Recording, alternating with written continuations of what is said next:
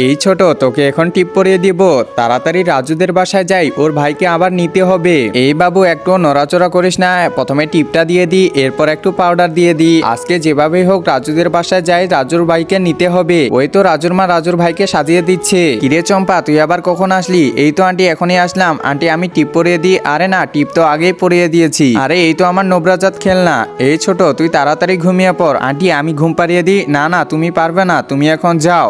আরে কি ব্যাপার রাজু? কি রাজু, হবে নাকি? কি আবার হবে? যেটা হবার তাই হবে। কই পালাচ্ছিস? দাঁড়া দাঁড়া, এই কই পালাচ্ছিস? দাঁড়া। এই ছোট, তুই তাড়াতাড়ি ঘুমিয়ে পড়। কি ব্যাপার, ওইখানে আবার কি হচ্ছে?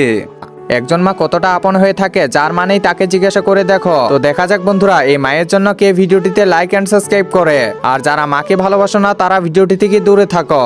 রাজু দাঁড়া দাঁড়া, তোকে টিপ দিয়ে দি। আপু, আমি কি ছোট বাচ্চা নাকি তুমি আমাকে টিপ পরিয়ে দিয়েছো? আরে চম্পা, তুমি এটা কি করছো?